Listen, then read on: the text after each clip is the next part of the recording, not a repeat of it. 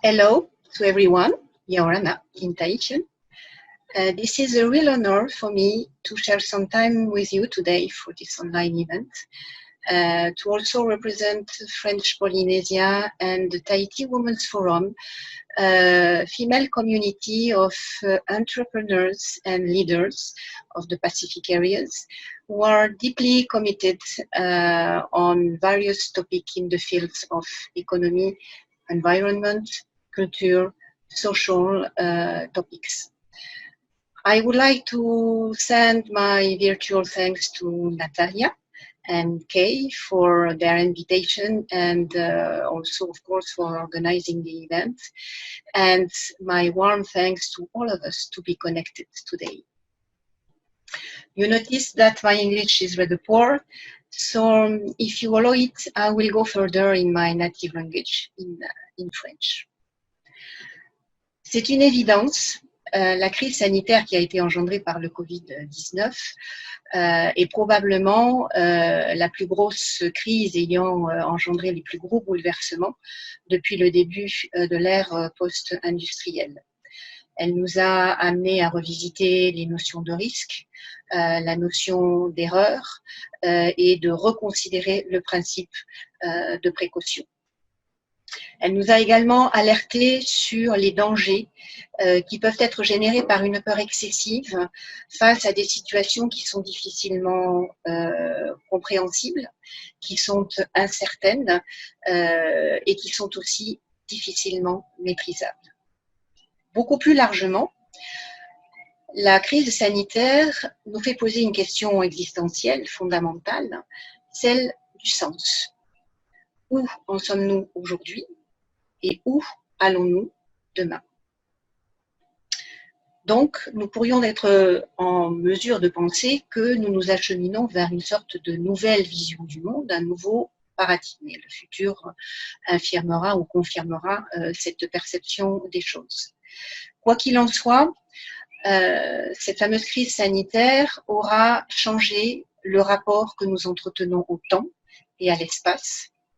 Elle aura également changé les rapports que nous entretenons vis-à-vis des autres, mais aussi vis-à-vis de nous-mêmes. Elle a modifié la perception des grands principes de la macroéconomie. Elle remet en cause la souveraineté des États. Elle nous a amené à partager, décrypter l'information de façon différente et à conforter certains modes de communication qui étaient déjà préétablis. Donc, nous pourrions émettre un constat. Nous allons immanquablement nous engager vers une nouvelle normalité. La question que j'aurais envie de nous poser aujourd'hui, c'est avant de nous interroger sur une nouvelle normalité, que définissons-nous comme étant la normalité? D'un point de vue scientifique, la normalité, elle est liée à ce qui est hautement probable. D'un point de vue sociologique, la normalité a une connexion, est synonyme de conformité, de règles, d'habitudes, de déviances qu'il va falloir condamner, proscrire et de bons comportements qu'on va être amené à promouvoir, à encourager. Mais dans un environnement qui est sans cesse en changement, qui nous impose de nouveaux repères, peut-on considérer que cette normalité amène à quelque chose de stable et qu'elle puisse être quelque chose de permanent? Est-ce qu'elle ne serait pas au contraire un phénomène, un principe qui est à géométrie variable et qui va dépendre de facteurs économiques, de facteurs sociaux, de facteurs historiques, géographiques, culturels et linguistiques? Je prendrai pour exemple, pour étayer mon propos, le cas de la Polynésie, où la notion de futur dans la culture et dans le langage polynésien sont difficilement perceptibles. De fait, la perception, la compréhension du monde et le passage à l'action, du fait de cette difficulté à appréhender le futur, à le verbaliser, à le nommer, va engendrer un mode d'action qui est éloigné des schémas que nous connaissons en Europe ou dans les pays anglo-saxons. Je dirais qu'au-delà peut-être de cet aspect variable de la normalité, on peut aussi se poser la question, mais dans un environnement tel que nous le connaissons aujourd'hui, à savoir qui est un monde disruptif, où en sommes-nous de la normalité? Ce qui nous amène à nous interroger sur qu'est-ce que la disruption? Et c'est là que mon approche va sensiblement différer du schéma classique de compréhension de ce qu'est la disruption. Au sens strict du terme, la disruption signifie rupture, va signifier une cassure. Effectivement, je ne remettrai pas en cause cette approche-là. Cependant, j'aurais envie de la compléter en disant que la disruption peut être également perçue comme un retour vers quelque chose de simple, vers quelque chose de naturel, vers quelque chose d'évident. Je dirais tellement simple, tellement évident et naturel que nous en avons peut-être oublié l'existence et que nous avons peut-être oublié combien elle est accessible à tous et de façon universelle. Il s'agit de la question du bon sens.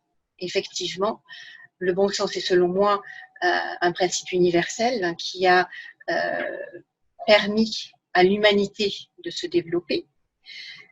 Mais malheureusement, les routes que nous avons empruntées pour nous orienter vers le progrès nous auraient peut-être fait oublier cette notion de bon sens. Je dirais que être focalisé sur ce principe de bon sens va nous permettre, va nous inviter à replacer la simplicité, la proximité, mais surtout l'humain au cœur de notre réflexion, au cœur de notre analyse, et de faire en sorte de mettre l'action en mouvement. Et bien entendu, en sortant des schémas habituels de perception et d'analyse, de nous conduire vers l'innovation.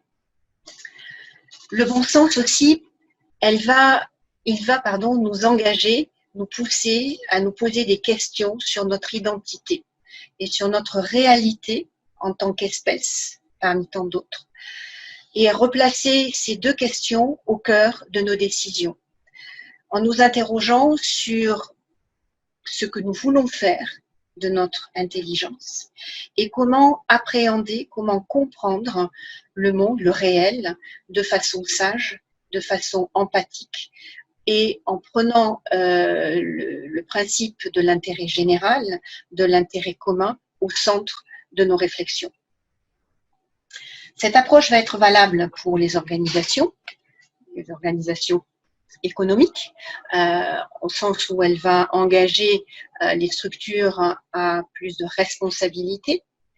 Elle va également être un moteur pour les communautés qui constituent la société civile, et elle va leur permettre d'élargir leur rôle d'influenceur vis-à-vis des décideurs politiques et économiques, de manière à pouvoir établir un nouvel équilibre.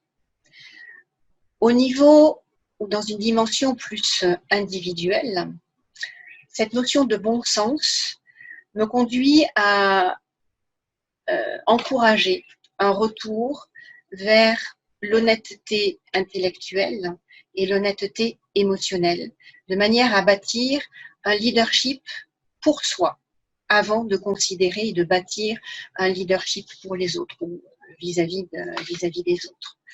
En ce sens que l'on va placer la clairvoyance, la justesse de l'analyse, du raisonnement et de l'action au cœur de ce que nous sommes. Et également de faire en sorte qu'il y ait une harmonie et une pérennité entre ce que nous pensons, ce que nous disons et ce que nous faisons.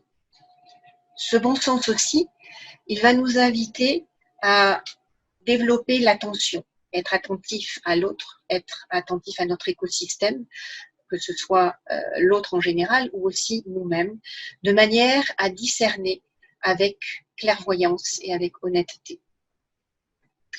J'en arrive maintenant à la fin de mon intervention et je voudrais partager quelques mots simples avec vous. Think simple, think clear and authentic. Be what you want to are, and be what you are also. Be where you want to be, and life will bring the next. Thank you for listening.